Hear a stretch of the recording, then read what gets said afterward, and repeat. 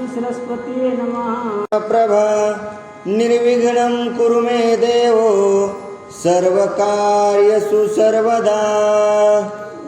भक्तिविजय ग्रंथामधील चालत असलेला हा आजचा 32वा अध्याय आणि या 32व्या अध्यायामध्ये आपल्याला या ब्रह्मचार्याचे लग्नाची कथा ऐकायला मिळणार आहे। त्याचबरोबर जी भगवंताची मूर्ती मथुरेमध्ये होती ना, ती मूर्ती त्या मथुरेमधून हरिद्वारला कस काय गेली, त्या मूर्तीच्या मागचं काय कारण असेल, मथुरा सोडून भगवंत हरिद्वारमध्ये का गेले असतील, हा सगळा वृत्तांत आपल्याला या अध्यायामध्ये आज ऐकायला मिळणार आहे। शिवरात्री पर्व काळी रामेश्वरी यात्रा भरली, दोघे ब्राह्मण त्यावेळी उत्तर देशाहून पातले। अहो, शिवरात्रीची वेळ होती आणि द्वादशीचा पर्व काळ होता आणि त्या पर्व काळाच्या वेळेवर रामेश्वर या ठिकाणी यात्रा भरली आणि यात्रा भरलेली असताना उत्तर देशातून 2 ब्राह्मण त्या यात्रेमध्ये आले आणि पुढं काय घडतंय ऐका। तीर्थवासी दोघे जण उदास विरक्त पवित्र ब्राह्मण, हरिभजन प्रेमे करुणा रात्रंदिन करिता ते। अहो, तीर्थयात्रेमध्ये पण 2 जण आलते हो, दोन्ही ब्राह्मण तीर्थयात्रेमध्ये आले, पण काय होतं, चेहऱ्यावरती उदास पण होतं, मनामध्ये कुठली तरी चिंता होती आणि दोघं सुद्धा त्या यात्रेमध्ये येऊन त्या भगवंताचं भजन करू लागले, त्या भगवंताचं नामस्मरण करू लागले आणि पुढं काय होतं ऐका। एकाशी एक वर्तमान उसता एक मने ब्राह्मण, हरिद्वारी कुटुंब जाण माझे असे सर्वही। आणि एकमेकाला विचारायला सुरुवात झाली, अहो तुम्ही कुठून आलात हो, या यात्रेमध्ये भेट झाली ना, मग एकमेकाला विचारपूस करू लागले, तुम्ही कुठून आलात, तुम्ही कुठून आलात। एका ब्राह्मणाने सांगायला सुरुवात केली की बा, अहो मी हरिद्वारला राहतो, माझं कुटुंब त्या हरिद्वारला आहे आणि मी तिथला ब्राह्मण आहे। एक म्हणे गोंड देश देख, तेथे माझी असे जन्मभूमिका,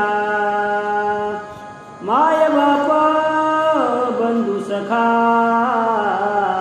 हरविन देखा मज नाही। एकाने सांगितलं मी हरिद्वारला राहतो, दुसऱ्याने सांगायला सुरुवात केलं, म्हणले अरे बाबा माझं काय सांगावं, म्हणले अरे जसं तुझं तसं माझंच आहे, म्हणले मी त्या गोंड नावाच्या देशामध्ये राहतो आणि तिथंच माझी जन्मभूमी आहे, लहानाचा मोठं त्याच ठिकाणी झालो, पण म्हणले तुझं जर लेकरं बाळं गावाकडं असतील रे, सगळं कुटुंब असेल, पण मला कोणीच नाही गावाकडं, माझा बंधू माय बाप सखा असणारा तो भगवंत आहे आणि मी त्याचंच नामस्मरण करतो। तीर्थे करो मी सप्तपुरे, आता आलो रामेश्वरे, निराधार ब्रह्मचारी नाम माझे जाणीजे। आणि मी निराधार आहे आणि ब्रह्मचारी आहे म्हणले, आणि 1 नाही 2 नाही 7 तीर्थ केले, सप्तपुर्या, सप्तपर्याग मी त्या ठिकाणी केलं, पर्याग नाही पुर्या, रामेश्वर अयोध्या काशी सगळे तीर्थ करून मी आता कुठं पोहोचलो, तर मी या रामेश्वर या ठिकाणी आलेला आहे। तो ब्राह्मण सांगू लागला, आईशे ऐकून या वचन, संतोषला कल्याण ब्राह्मण, दोघे एका संगती करुणा तीर्थक्षेत्रे पाहती। अहो त्या दुसरा ब्राह्मण ऐकू लागला ना, कल्याण नावाचा ब्राह्मण ऐकू लागला आणि ब्रह्मचारी ब्राह्मण सांगू लागला की बाबा मनामध्ये मग संतोष आला की काय म्हणलं आपल्या दोघांचंही सारखंच आहे मग आता काय करावं म्हणले, आता काहीच नाही, आपण दोघं सुद्धा जाऊत आणि तीर्थयात्रा करूत. श्री हरीचे गुणानुवाद रात्रंदिवस गाती करुणी विशद आत्मनात्म चर्चा प्रसिद्ध परस्परे बोलती. ओ चर्चा करायचे, तू काय केलं, मी काय केलं, कुठं होतास, काय नाही, ह्या चर्चा व्हायच्या. आणि चर्चा होत असताना सारखं भगवंताचंच नामस्मरण राहायचं.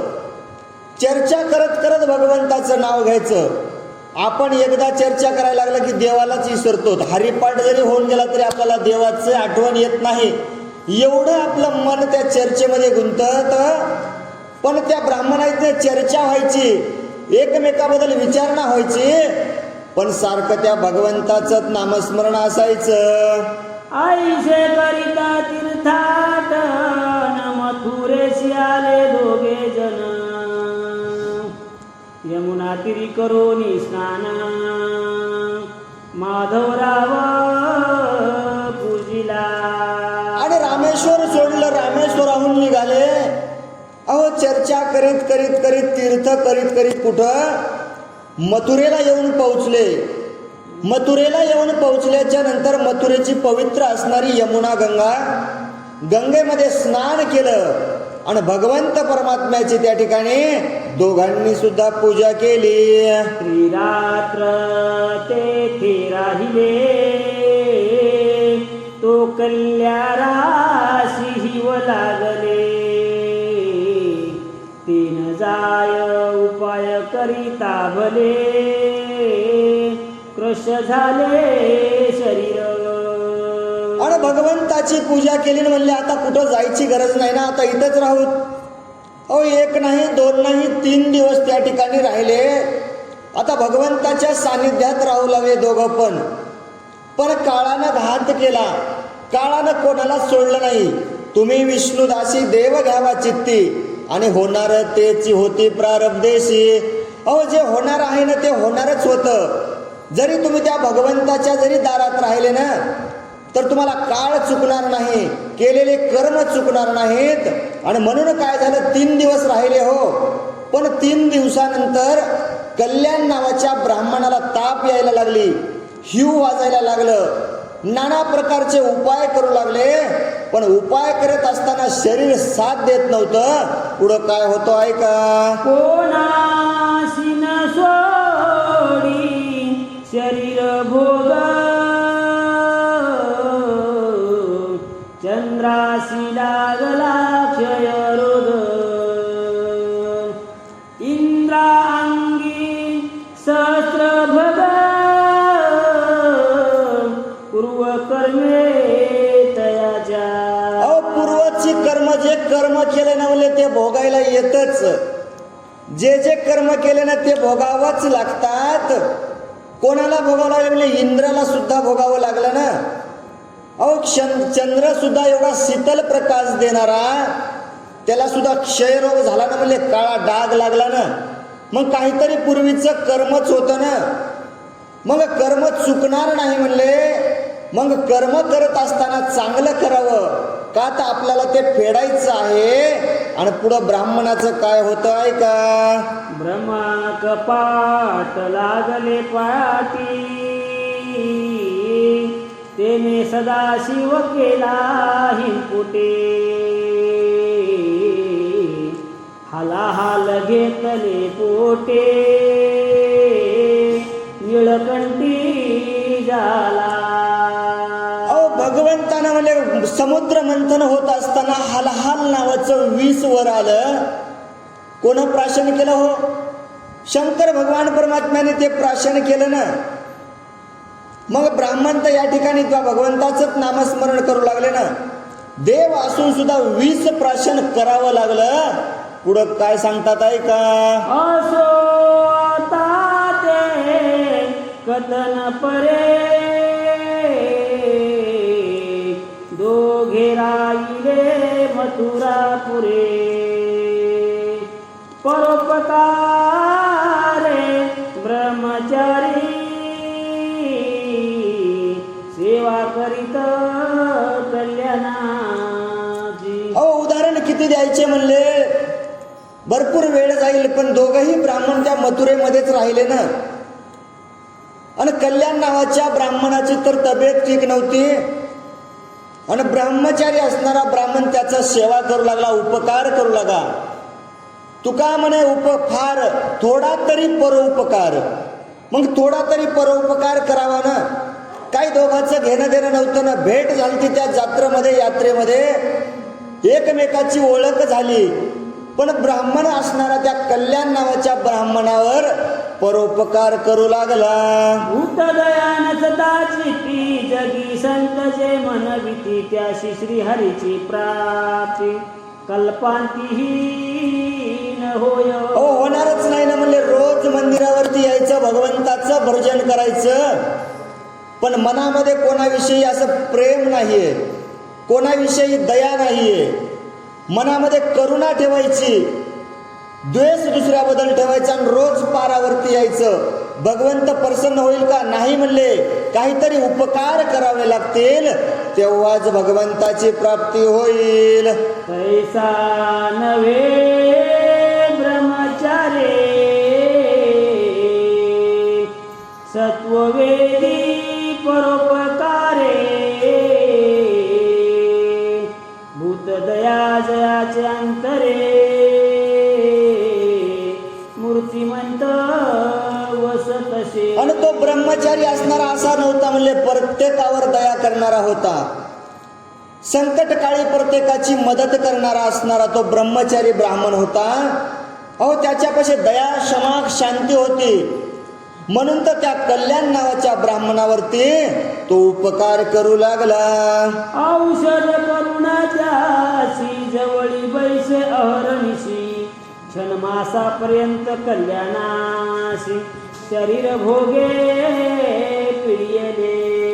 औषध स्वतःच्या हाताने करून द्यायचं, पाजवायचं कल्याणाला.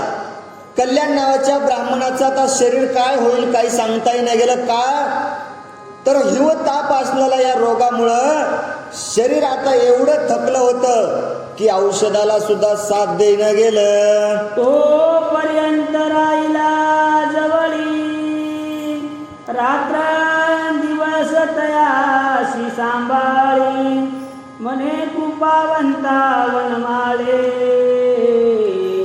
आरोग्य करे याजला.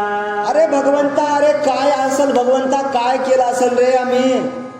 अरे काय याच्या भुरपुरीच्या भोग असतील का, काही याचे कर्म असतील का भगवंता?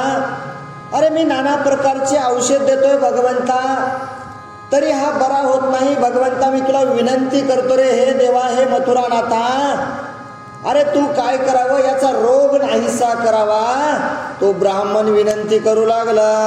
उरला शरीराचा भोग कल्याण झाला आरोग म्हणे आप्त सखा सोयरा जीवलग निराधार तू माझा.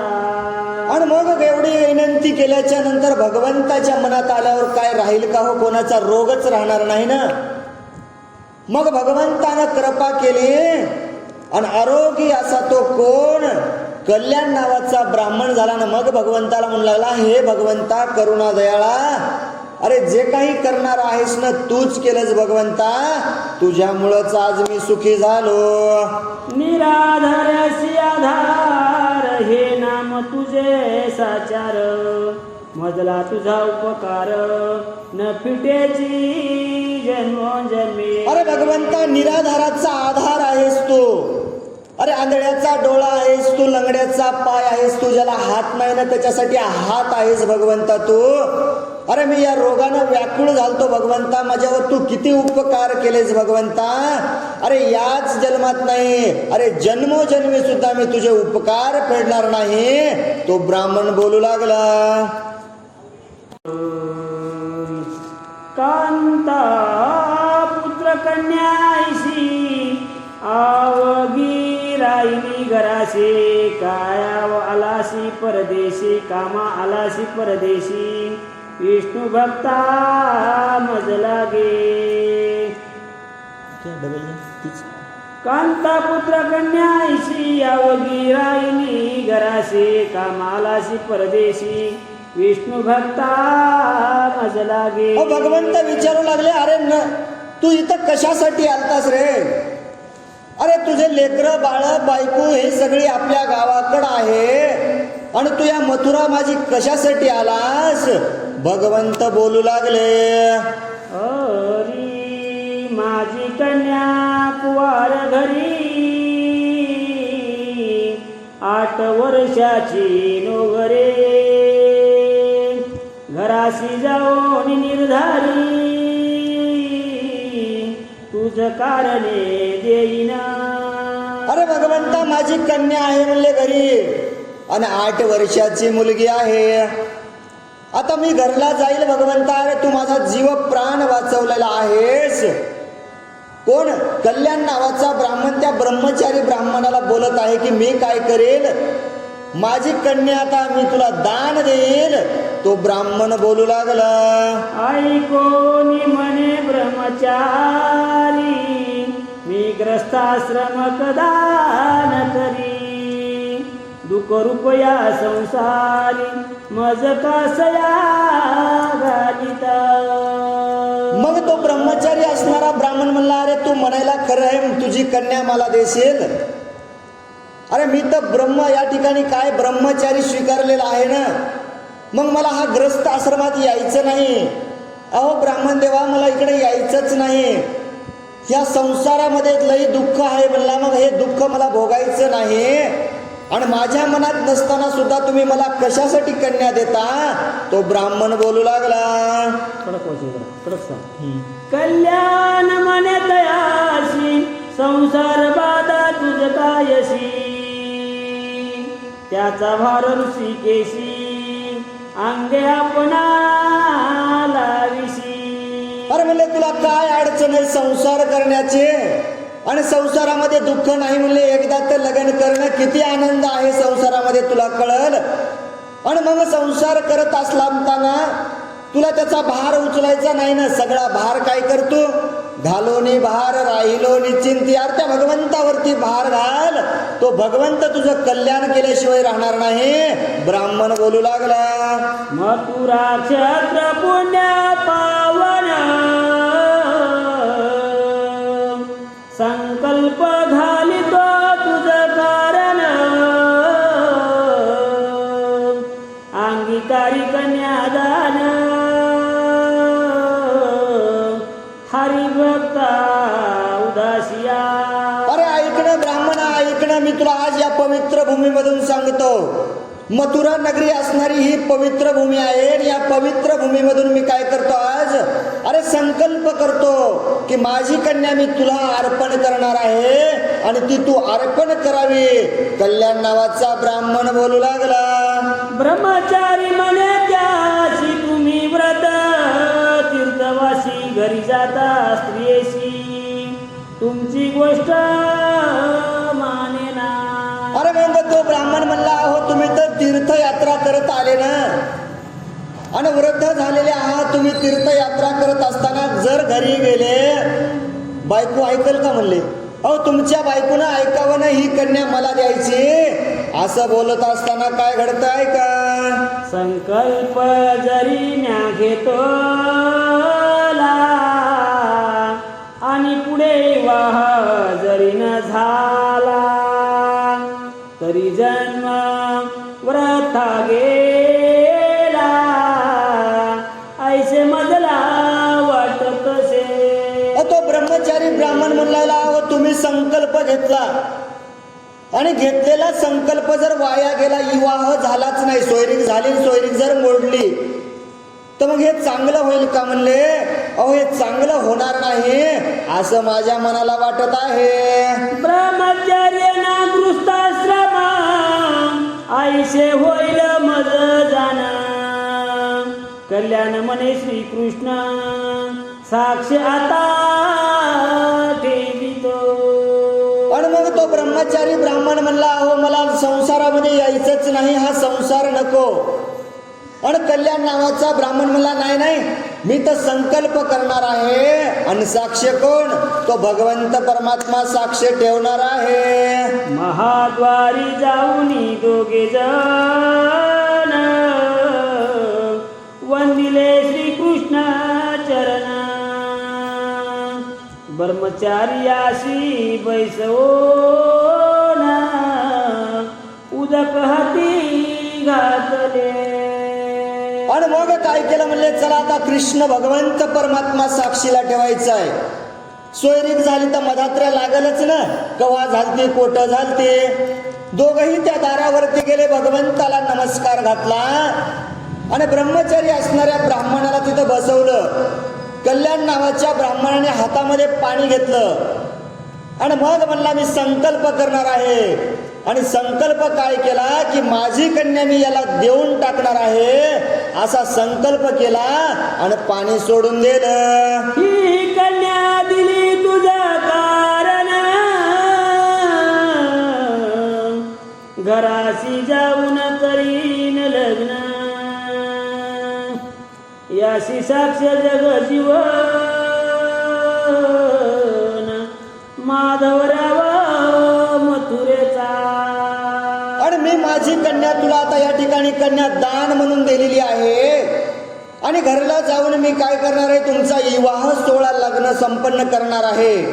आणि याची साक्ष देण्यासाठी म्हणून हा मथुरेचा असणारा कृष्ण कन्हैया आपण साक्षी ठेवलेला आहे. वंदोनिया श्री कृष्ण चरण दोघे निघाले सत्वर तेथून. 3 वार वाट चालून हरिद्वारासी पातले. आणि काही हरकत नाही म्हणले, भगवंत साक्षीला आहे ना. दोघांनीही भगवंताचं दर्शन घेतलं आणि मथुरा सोडली. कुठं जायचंय? दोघही चालत चालत चालत, आता गाव लांब होतं, गाडी घोड्याची सोय नव्हती, पायी पायी चालत आले. 3 हप्ते निघून गेले आणि 3 हप्ते निघून गेल्याच्या नंतर दोघही हरिद्वारामध्ये येऊन पोहोचले. कल्याण गेला घराशी कोणीच न बोलती तयाशी. व्रत काय तीर्थवासी कोणी तया पुसेना. आणि मग तो ब्रह्मचारी असणारा ब्राह्मण पाहू लागला.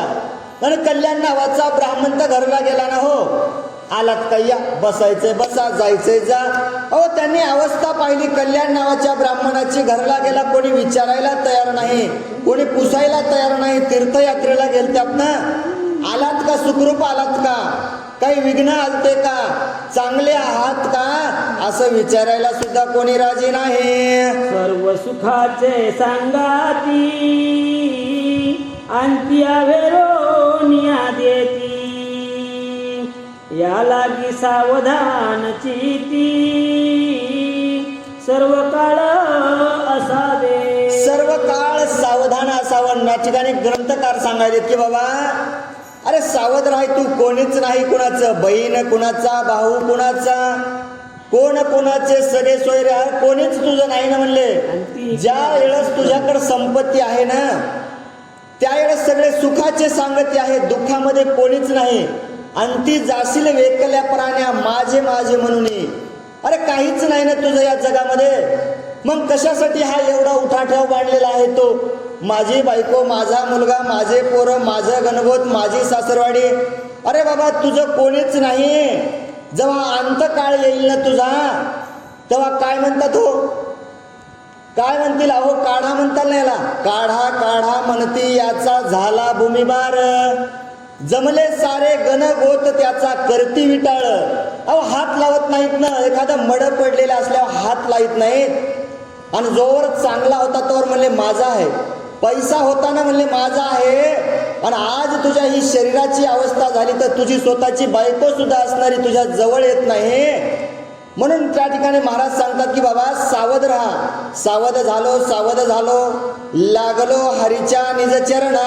की बाबा तुम्ही सावध व्हावं. आणि सावध होऊन तुम्हाला जर आयुष्याचं कल्याण करून घ्यायचं असेल तर त्या भगवंताचं नामस्मरण करावं. पुत्र मनती बहु हिंडला परी शेवट नाही झाला. ब्रह्मचारी कोण आणिला हे आमाशी कळेना. आणि मग घरच्यांनी विचारायला सुरुवात केली. एक तर म्हणले घरून गेलेत बोंबलत हिंडले, आणि हिंडले तर हिंडले म्हणले हे सोबत कोण आणलेला आहे तुम्ही, आणि हा ब्रह्मचारी असणारा कोण आणलाय याचं आम्हाला वृत्तांत सांगावा. कल्याण निजला घरात कांत्या प्रती काय बोलत तीर्थे हिंडता मथुरेत दुखने मज झाले. आणि कल्याण नावाच्या ब्राह्मणानं आपल्या बायकोला आपली घडलेली हकीकत सांगायला सुरुवात केली की बाबा मी जेवढे तीर्थयात्रा केली दुखणं मला काय झालं, घडलेला सगळा वृत्तांत ब्राह्मण बायकोला सांगू लागला. ते म्हणे तीर्थी मरा वयासी सुकृत नाही तुम्हापाशी मागुती आले ती घराशी तोंड येथे घेऊन या.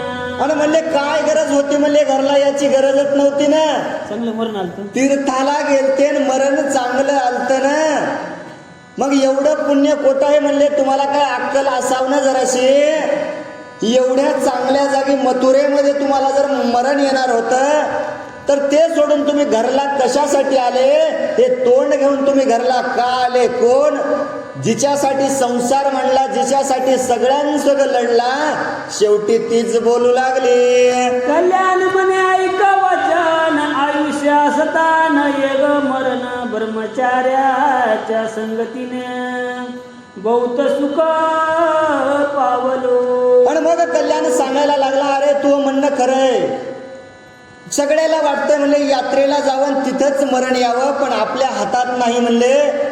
का नाही हो, कारण केलेले भोग भोगायचे असतात. जितकं आपलं आयुष्य आहे ना तितकं आपल्याला जगावंच लागतं, आणि म्हणून त्या ब्रह्मचारी ब्राह्मणाच्या हाताने मी उपचार घेतले, मी वाचलो आणि म्हणून घरला आलो. पथ्य औषध परदेशी येणे केले ग मजशी तो ती म्हणे भरताराशी नवल काय झाले. ओ ब्राह्मण सांगायला म्हणला याच्यामुळं वाचलो मी, यानं मला औषध दिले ना. आणि मग म्हणाव ना घरच्यांनी बाबा चांगलं झालं आमचा माणूस वाचवला, तुम्ही औषध दिले. पण घरच्यांना काय म्हणली, ती म्हणली काय नवल आहे म्हणली, वाचवलं असेल ना, मरू द्यायला पाहिजे होतं ना, काय गरज होती, अशी कांता आपली बोलू लागली. संगतीशी असता देख सांभाळती एकाशी एक आता आला शेटनक निद्रा करा उगाची. आणि मग तिनं सांगाय गेलं म्हणले तुमचं काय म्हणले सांगायला, एकूण एकाच्या संगतीनं गेल्या म्हणले करावंच लागतंय. आम्ही नाही का म्हणले संघ गेल्यावर एकमेकीला मदत करतो, मग तशीच त्यानं तुमची मदत केली असेल ना. आणि मग आलात ना घरला म्हणले आता लय बोलू नका, चालून आलात ना गप गुमाना तुम्ही आता निजा बरं. ऐसा संवाद ब्रह्मचारी ऐकत असे निजोनी द्वारी कल्याण ते अवसरी काय स्त्रीशी बोलिला. आणि ब्रह्मचारी असणारा बाहेर थांबला होता आणि दोघांचा संवाद ऐकू लागला. म्हणला अरे बाबा याच्यामुळं तर म्हणालो ना मी, मला संसारात नको, अरे मी ब्रह्मचारीच बरा आहे. दोघांचं बाहेर बसून ऐकू लागला. तेवढ्यात कल्याण आपल्या पत्नीला काय बोलतो ऐका. मथुरा क्षत्र पुण्यवंत महाद्वारी जाओ नितेथ आपुली कन्या निश्चित ब्रह्मचार्याशी अर्पिली म्या. आणि मग ब्राह्मणानं सांगायला सुरुवात केलं, अगं म्हणला हे बाकीचं जाऊ दे, आता ऐकणं म्हणला मथुरा असणारी पवित्र भूमी आणि त्या भगवंताच्या समोर जाऊन मी काय केलं म्हणले, आपली कन्या त्या ब्राह्मणाला अर्पण केली आहे. कांता बोले त्या अवसरा दुसरे लग्न आपुले करा, कन्या होईल तिच्या उदरा, तेही द्या हो त्याची द्या हो त्याजला. अहो बायको बोलायला लागली, तुम्हाला काय कळतंय म्हणली, वय झाले निघून गेले, तुम्हाला काही कळणं झालं म्हणली, काही करायले. आणि एवढा तुमचा तो जवळचा भक्त असेल ना, मग काय करा म्हणले.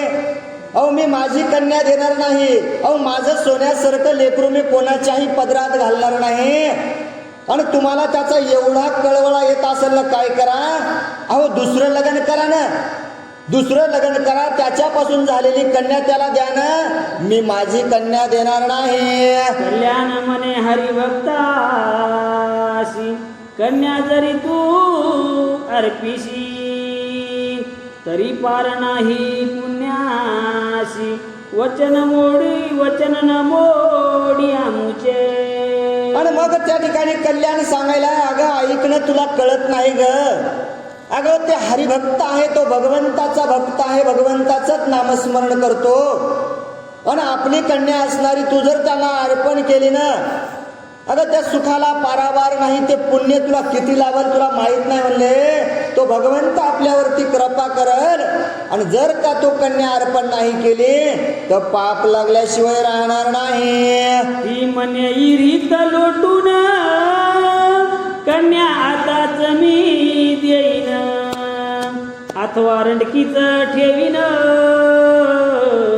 आपल्या घरी तैसीच. अहो बायको बोलायला लागली म्हणले, तुम्हाला कळतच नाही म्हणले. आणि ते मला पाप पुण्याच्या गोष्टी सांगू नका. अहो माझी सोन्यासारखी असणारी मुलगी, अहो मी एका परची त्या विहिरीमध्ये ढकलून देईन हो, पण ह्या अशा संन्यासाला नाही देणार. अगं वेळच आली तिला ठेवायची तर मी तिला जन्मभर या ठिकाणी मी अशीच सांभाळ करेल, पण या ब्राह्मणाला देणार नाही. हरिभक्ताच्या घरी कदा न देई कुमारी, कल्याण पुत्रासी विचारी, नये चितासी तयाचे.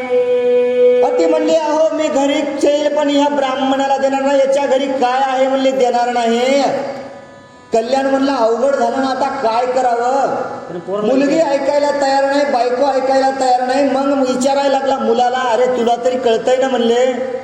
अरे बाबा मी अर्पण केलेली आहे त्या भगवंताला साक्षीच ठेवून, तू तरी आपल्या आईला समजून सांगावं. ब्राह्मण बोलू लागला.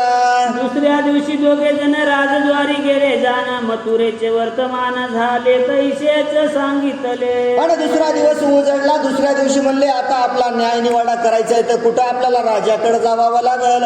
दोघही राजाच्या जवळ गेले आणि घडलेला वृत्तांत सांगू लागले.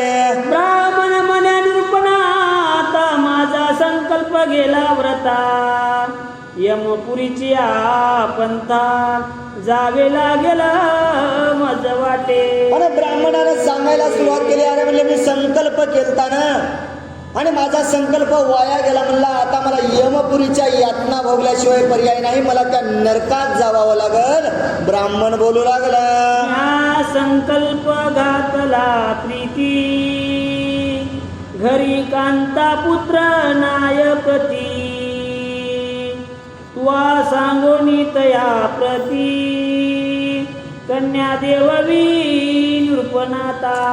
अहो ऐका ना राजा, ऐका ना. अहो मी माझ्या मनानं मी काय केलता, संकल्प केलता हो, पण माझ्या घरी आल्याच्या नंतर माझी बायको मुलं बाळा ऐकायला तयार नाही तो, आणि माझा संकल्प वाया गेला तर मला नरक यातना भोगल्याशिवाय पर्याय नाही. तुम्ही ऐका ना, एक काम करा माझं, तुम्ही माझ्या मुलापाशी जा, माझ्या मुलीपाशी जा, माझ्या बायकोपाशी जा, अहो त्यांना समजून सांगा हो राजा.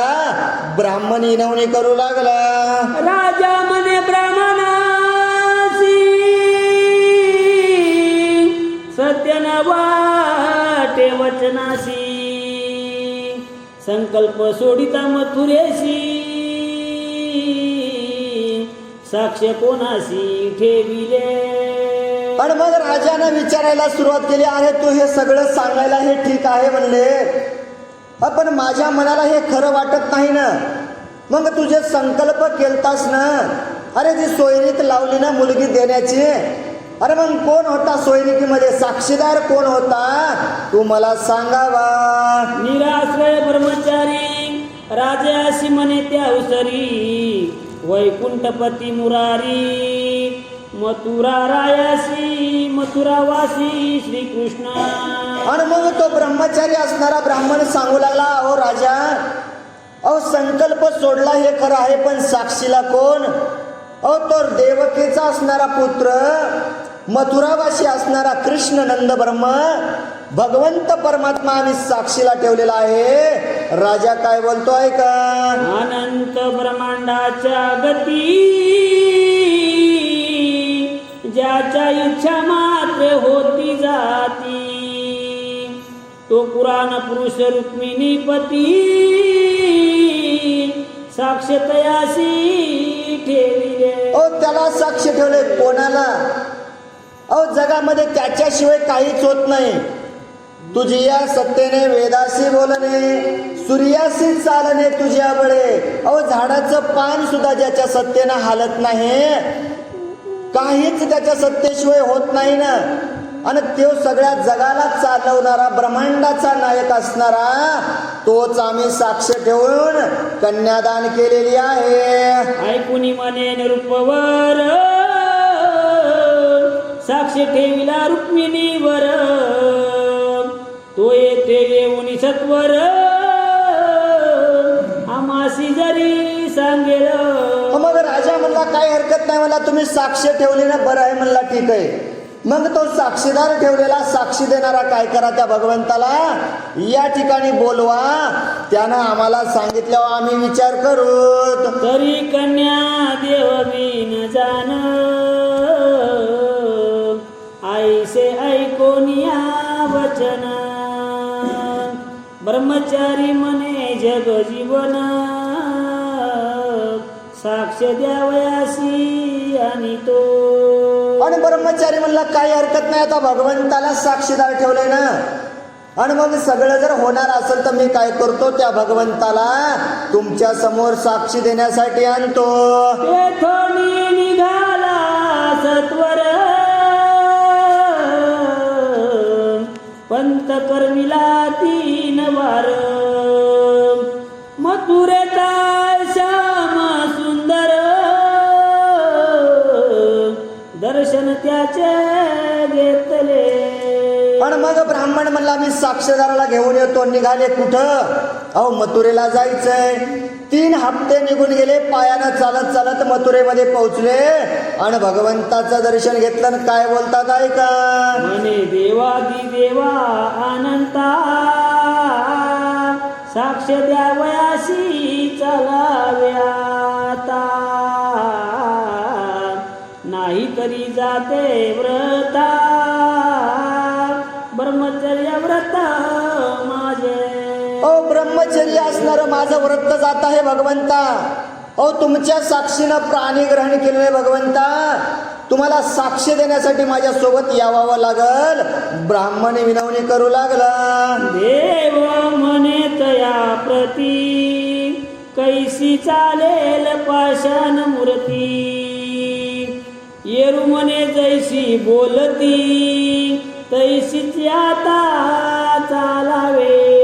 आणि मग भगवंतानं सांगायला सुरुवात केली, अरे म्हणले खरं आहे तुझं यायचंय साक्ष द्यायला, आणि ही तर दगडाची मूर्ती आहे ना, अरे ही कशी चालेल बरं. अहो ब्राह्मण म्हणला, हो देवा जसे बोलायले ना तसेच तुम्ही चालावं. ब्राह्मण बोलू लागला, मी तरी असे निराधारी तुझाची आश्रय आहे हरी, आता चालावे तेथवरी कृपावंता जगदीशा. अरे मी निराधार आहे म्हणले, मला काहीच नाही भगवंता, तुझ्याशिवाय मला कोण आहे, कोणीच नाही ना. पण माझा आश्रय असणारा भगवंता तूच आहेस. आणि तुला हे आमचं झालेलं दोघांचं मिटवावं लागल, तुला तिथपर्यंत यावं लागल, तुला साक्ष द्यावावी लागेल.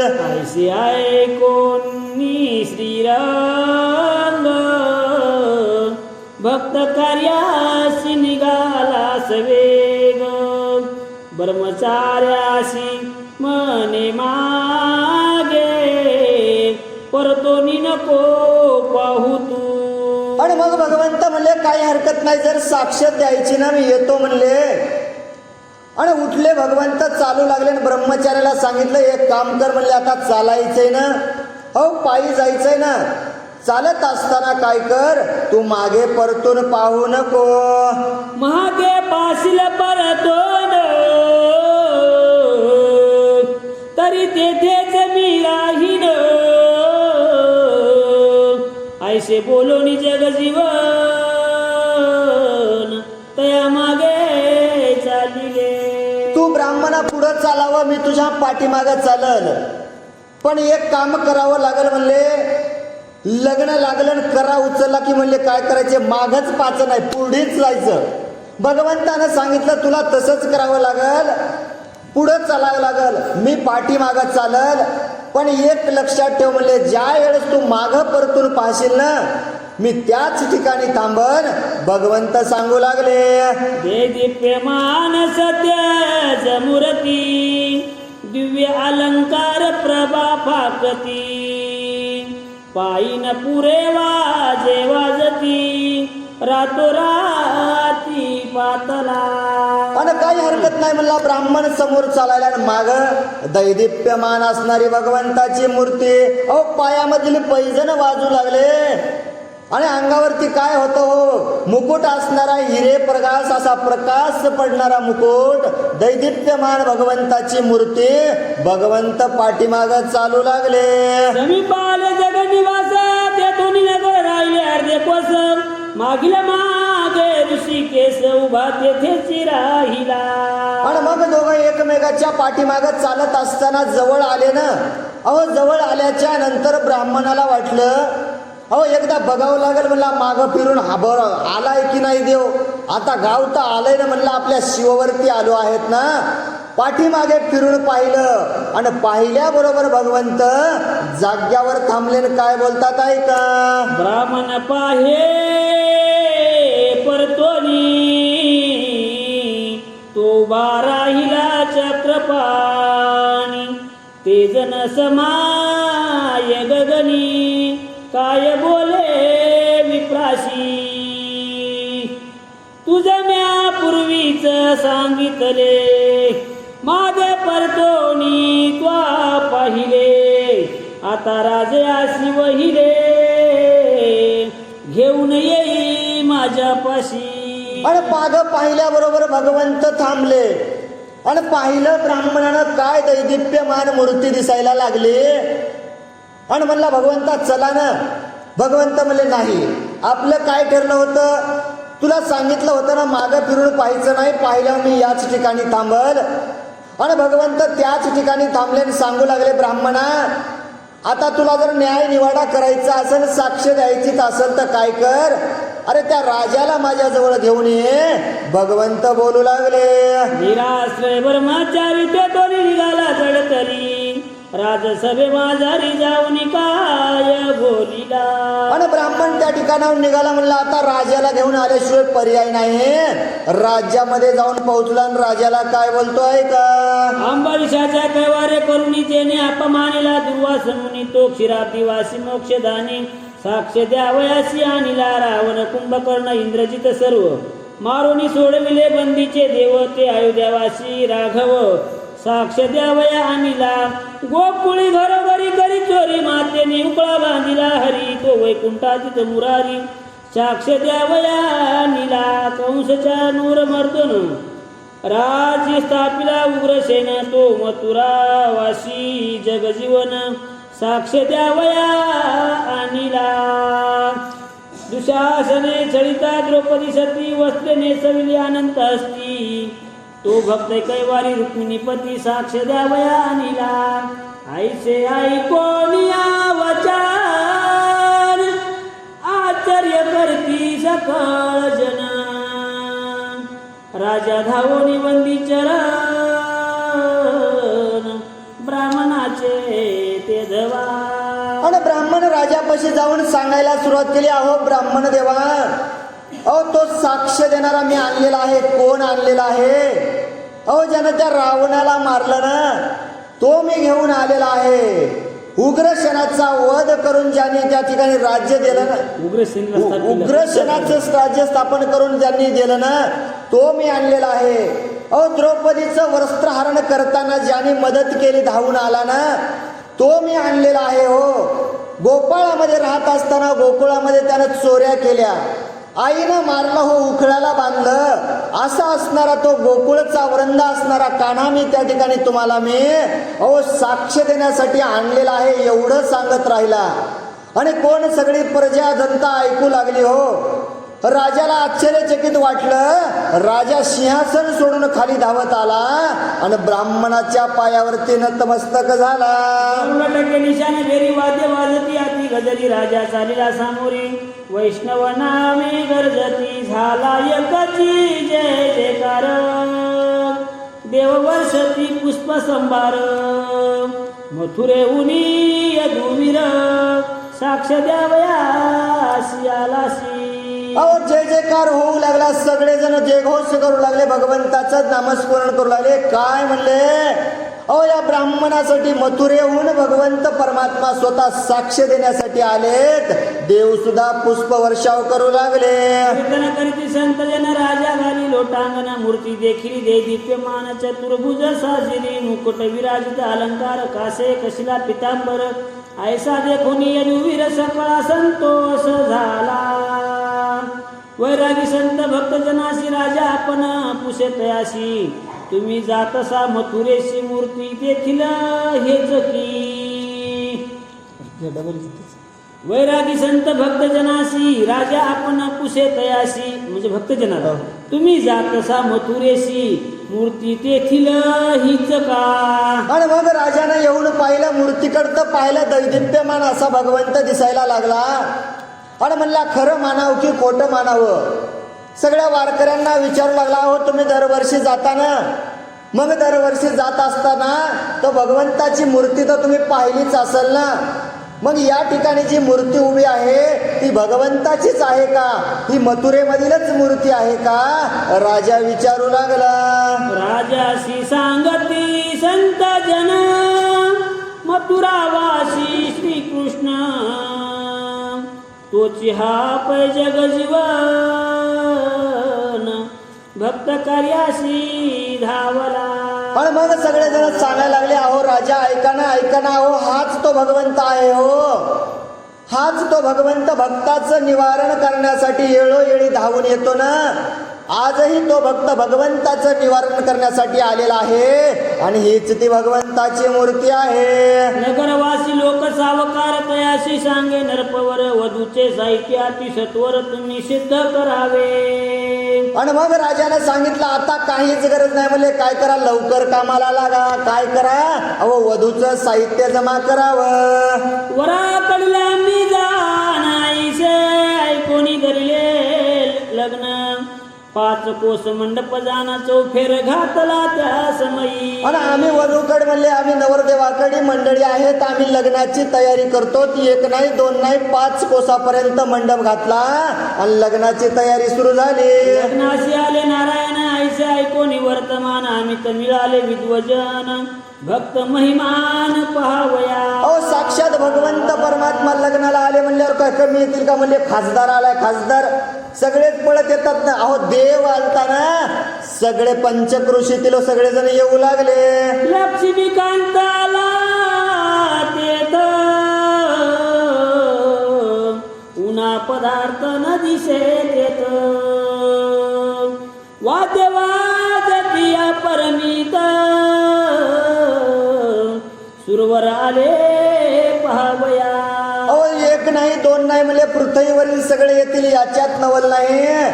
अहो आकाशामध्ये सगळे वैकुंठामधून सुरवरांची सुद्धा त्या ठिकाणी दाटी झाली होती आणि वाद्य मंगल वाद्य लग्नाचं वाजू लागलं. अंतरपाठ धरोनी जान, काय बोलती ब्राह्मण, वैकुंठवासी श्री भगवान, या वधूवरासी रक्षिता. आणि मग लग्नाची वेळ झाली म्हणले, वधूवरांना बोलवलं आणि बोलवलं, बोलल्यावरती उभं केलं आणि मग ब्राह्मणाने सुरुवात केली. अंतरपटा ते धरावे, दोघांची नजर होऊ नये म्हणले. आता अंतरपटच राहिला नाही ना म्हणले. आणि पहिलीच्या मंगलाष्टिका, देवादिकांच्या मंगलाष्टिका ब्राह्मणांनी बोलायला सुरुवात केली. जेने मीन रूप धरोनी शंकासुर मारिला पटोनी, तो श्रापिवासी चक्रपाणी वधूवरासी रक्षिता. अहो ज्यानं मीन रूप धरलं, लहान रूप धरून शंकासुराचा ज्यांनी वध केला ना, तो भगवंत वधूवरांच्या रक्षण करता आहे. प्रल्हाद गांजता जाण निमा निघाला स्तंभ फोडून, तो नरहरी रूप भगवान वधूवरासी रक्षिता. अहो प्रल्हादाला त्रास झाला म्हणले. प्रल्हाद गांजवला होता ना हिरण्यकश्यपूनं, आणि त्याचा उद्धार करण्यासाठी आणि आपल्या भक्ताचं रक्षण करण्यासाठी नरसिंह अवतार धरून तू त्या खंबामधून प्रगट झाला ना भगवंता. अरे तूच या वधूवरांचं रक्षण करता आहेस. माती खाता नंदा घरी ब्रह्मांडे दाखविली उदरी, तो यशोदानंदन मुरारी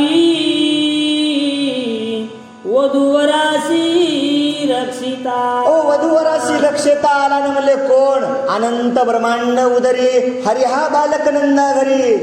हा असणारा ब्रह्मांडाचा नायक या वधूवरांना आशीर्वाद देण्यासाठी आलेला आहे. उचिष्ट काढिता धर्मा घरी पांडवाशी रक्षिणा ना परी, तो भक्त वत्सल श्रीहरी वधूवरासी रक्षिता. ओ त्या पांडवांचं रक्षण करणारा भगवंत आलेला आहे म्हणले. आणि ज्या भला मोठा यज्ञ केला ना म्हणले, यज्ञामध्ये पत्तरवाळी उचलली ना भगवंतानं.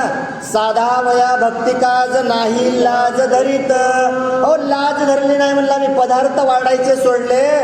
आणि भगवंतानं सांगितलं, अहो काळजी करू नका, मी पत्तरवाळ्या उचलतो ना. अरे तो पत्तरवाळ्या उचलणारा भगवंत आज या वधूवरांचं रक्षण करण्यासाठी आलेला आहे. कलियुगी मथुरेहून चालत आला जगजीवन,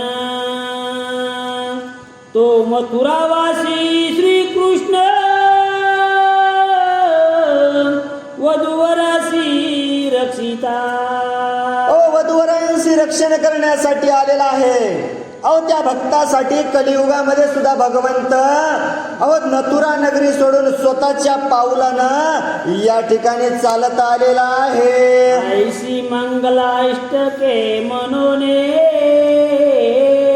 लग्न लाविले ब्राह्मणी, 4 दिवस 16 करोने जनवराडी बोलविले. आणि मग सगळ्या मंगलाष्टिका झाल्या आणि शेवटची मंगलाष्टिकाची वेळ आली. मग ब्राह्मणांनी सांगितलं, आता सावध सावधान समयो. आणि मग म्हणले सगळ्या मंगलाष्टिका पार पडल्या आणि 4 दिवस विवाह सोहळा चालू लागला. मूर्ती राहिली हरिद्वारी, नूतन मूर्ती मथुरापुरी, भक्ताभिमानी श्री हरी नाना चरित्र दाखवी. अहो मग ती आलेली मूर्ती कुठं राहिली? अहो मथुरेमधून आलेली मूर्ती अशा प्रकारे या ठिकाणी आली, कुठं राहिली? हरिद्वारला राहिली.